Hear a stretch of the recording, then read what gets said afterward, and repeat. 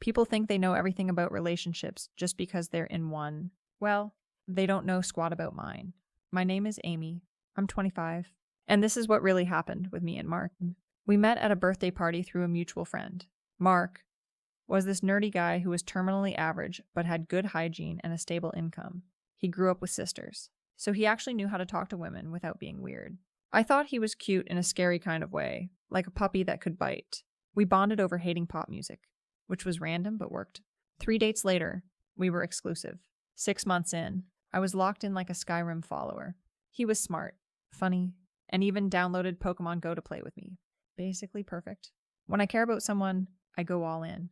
And Mark was the same way. Acts of service mode activated for both of us. He'd drop off lunch at my work, walk on the traffic side of the sidewalk, bring me heating pads and snacks when I was cramping, leave notes in my lunchbox like we were in some romance novel. I started looking at him like he was a rare Pokemon I'd finally caught. We moved in together after a year.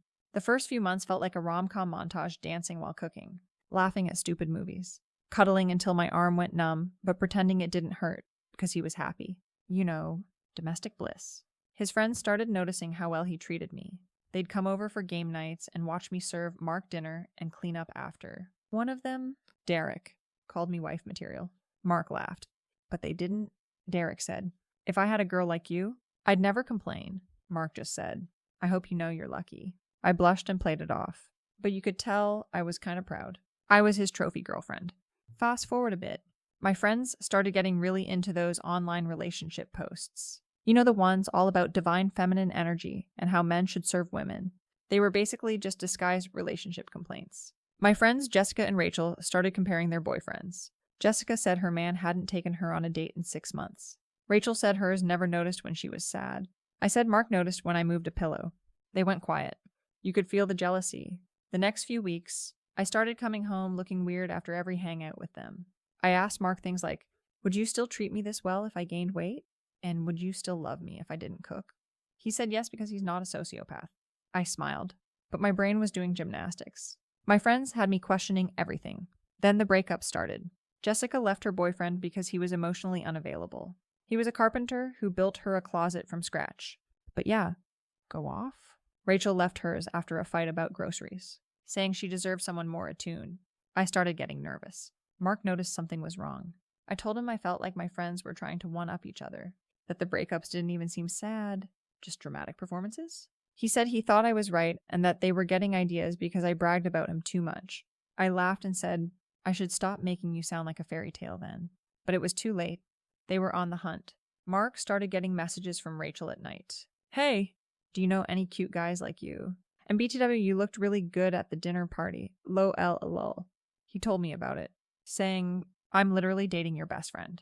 Jessica started sending him memes, which progressed to reels, which progressed to thirst traps she posted. She'd immediately follow with LOL, "Ignore that." Or, "Mom, you posted it publicly and tagged me." What do you mean? Ignore it? I started catching on. I saw Rachel liked one of Mark's shirtless pics from 2018. He told me he didn't know why, but that he'd been trying to stay distant. I nodded and said I believed him. But something cracked. I started getting colder, less touchy, more sarcastic. I'd say things like, "Why are you so nice to everyone?" Like being kind was now suspicious. Mark tried to fix things. He planned a date night. I half-assed my outfit and said, "Why try? You've already seen me at my worst." He said, "Yeah, and I still love you. What's your point?" I started saying things like, "You'd probably be better off with someone like Rachel." Mark would make a joke. And I wouldn't laugh, just stare at the wall, like I was watching my trust dissolve in real time. Weeks went by with less sex, less laughter. Mark started to feel like he was being punished for being the guy my friends wanted. His resentment began to mutate into dread. Like he was one meme reply away from our whole relationship collapsing. Eventually, Mark got a DM from Jessica. Obviously when she was drunk and not subtle at all. "Hey, what are you doing right now with a winky face? In this economy?" He screenshot it and showed me. My eyes went wide. I blocked Jessica and texted Rachel some vague passive-aggressive thing about boundaries. Then I started crying, telling Mark I felt like my whole support system had imploded, that they were supposed to hype me up, not try to replace me. Mark hugged me and told me he was never even tempted, that he chose me day one. No upgrades needed. I said I knew, but I was still grieving the loss of my friend group. Honestly, it was more like a bachelorette cult at this point. Fast forward a few months. We tried to rebuild, made new friends, worked on communication. I actually got closer to Mark after all that. Started being proud again, but quieter. Like, I didn't want to jinx it. Mark still treated me the same. But now he had a new rule. Never let the wolves too close to the campfire. Especially when they're wearing Sephora and calling themselves self-love advocates. But the damage was done. I couldn't shake the feeling that I had settled. That Mark was too nice, too accommodating. That I deserved someone more exciting, more passionate. Someone who would challenge me, not just agree with everything I said. I started picking fights over nothing. The way he loaded the dishwasher. The fact that he wanted to stay in on Friday nights. His stupid Pokemon Go obsession. Nothing was good enough anymore. Mark tried to talk to me about it. What's going on with us? Amy? He asked one night. You seem so unhappy lately? I'm not unhappy. I lied. I'm just bored. Bored. He looked hurt. With me. With us. I clarified. With this life. It's so predictable. So vanilla? What do you want me to do? Amy? He asked, his voice quiet. Tell me what you need, and I'll do it. That was the problem. He would do anything I asked. He had no backbone, no fire. I wanted someone who would stand up to me, not just roll over and show me his belly every time I complained. I don't know what I want, I said, which was also a lie. I knew exactly what I wanted, but I couldn't admit it to myself, let alone to him. Things got worse. I started going out more without him, made new friends who were more my speed. People who didn't think Mark was the greatest thing since sliced bread. People who encouraged me to live my best life, which apparently meant leaving my perfectly good relationship for no reason other than I was bored. Mark noticed. Of course. He asked where I was going, who I was with. I'd get defensive. Tell him he was being controlling, that he didn't trust me. The truth was, he had every reason not to trust me. I was hanging out with guys who were clearly interested in more than friendship, letting them buy me drinks, flirt with me, touch my arm. I told myself it was harmless, that I was just having fun, that I deserved to feel desired. One night, I came home late. Mark was still up, waiting for me. Where were you? He asked, trying to keep his voice steady. Out with friends, I said, avoiding eye contact. Which friends? Just people from work. I lied. He knew I was lying. I could see it in his eyes, but he didn't push it. He just nodded and said, Okay, I was worried about you. I'm a grown woman. Mark, I snapped. I don't need you worrying about me. I know, he said softly. I just care about you. That was the problem. He cared too much. He was too good, too perfect. And I hated him for it. The breaking point came when I ran into my ex-boyfriend, Tyler, at a bar. We'd had a messy breakup years ago, but seeing him again brought back all those intense feelings I used to have. Feelings that were missing with Mark. Tyler was everything Mark wasn't confident. A little dangerous? Unpredictable. We talked for hours, and by the end of the night, he had his arm around me, whispering in my ear about how he'd never gotten over me, how he'd made a mistake letting me go. I ate it up. Every word. When he kissed me, I didn't stop him. I kissed him back, letting myself get lost in the moment, in the excitement, in the feeling of being wanted so desperately. I went home that night and packed a bag. I left Mark a note on the kitchen counter, telling him I needed space, that I wasn't happy anymore, that I needed to figure things out on my own. I didn't mention Tyler. I didn't mention the kiss. I just left. I stayed with a friend for a few days, then moved in with Tyler. It was exciting at first, all that passion, all that intensity, but it didn't take long for the old problems to resurface. The jealousy, the mood swings, the way he'd disappear for days without calling. Mark tried to contact me. Texts, calls, emails. I ignored most of them, only responding when I needed something from him. I still had some things at his place, and I needed him to ship them to me. He did, of course, because that's who Mark was, always accommodating, always helpful, even to the person who broke his heart. Tyler and I fought constantly. He accused me of still being in love with Mark. I denied it, but part of me knew it was true. I missed Mark's stability, his kindness, his unwavering support, but I couldn't go back. Not now. Not after what I'd done. 6 months after I left. Mark sent me a final text. I'm moving on. Amy, I hope you find what you're looking for. Take care of yourself. Part of me wanted to call him, to beg him to take me back, but my pride wouldn't let me.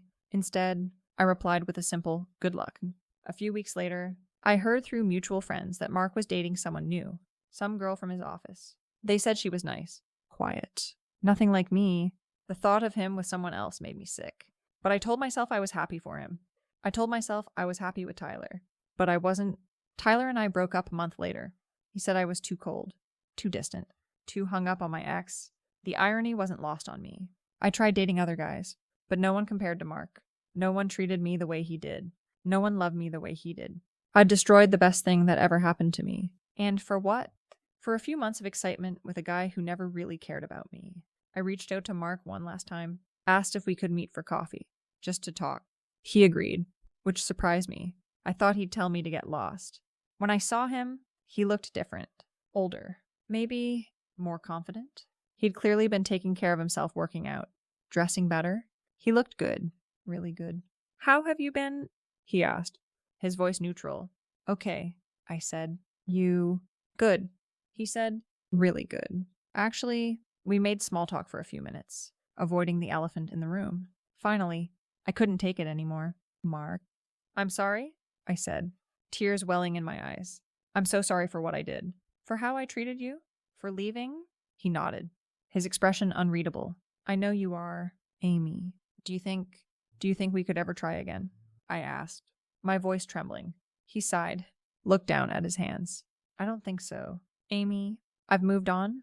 I'm with someone now. Someone who makes me happy. Is it serious?" I asked, even though I didn't want to know the answer. "It could be," he said. "She's different from you. In a good way. She's kind, thoughtful. She doesn't play games. She doesn't take me for granted." Each word was like a knife in my heart. He was describing everything I wasn't. Everything I had failed to be. "I see," I said, my voice barely a whisper. "Amy, you hurt me?"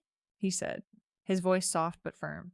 "You really hurt me, and I can't go through that again." "I know," I whispered. "I know I hurt you, and I hate myself for it." "Don't hate yourself," he said. "Just learn from it. Be better. For the next person?" I nodded, tears streaming down my face now. "I will." We said our goodbyes, and I watched him walk away from me. For good this time. That was a year ago. I'm still single, still alone, still thinking about Mark. I heard through the grapevine that he and his girlfriend got engaged. They're happy, really happy. As for me, I'm trying to be better, trying to learn from my mistakes. But it's hard. It's so hard. I had everything I could have wanted in Marky, and I threw it all away for nothing, for a fleeting feeling of excitement, for a temporary escape from the boredom of a stable, loving relationship. My friends, Jessica and Rachel, they're both single too. Turns out the grass isn't always greener. Who knew? Sometimes I wonder what would have happened if I'd stayed, if I'd appreciated what I had, instead of constantly looking for something better. If I'd loved Mark the way he loved me, but I didn't. And now he's gone, and I'm alone, and it's all my fault. But do I regret it? Not really. I regret how it turned out, sure, but I don't regret leaving. Mark was too nice, too boring, too predictable. I needed more. I deserved more, even if more turned out to be nothing at all. People think they know everything about relationships just because they're in one. Well, they don't know squat about mine. They don't know what it's like to be with someone who's too good for you. Someone who makes you feel inadequate just by being himself. Someone who loves you so completely that you can't help but wonder what's wrong with him. Mark was that someone for me, and I'm better off without him. Even if it doesn't feel like it, sometimes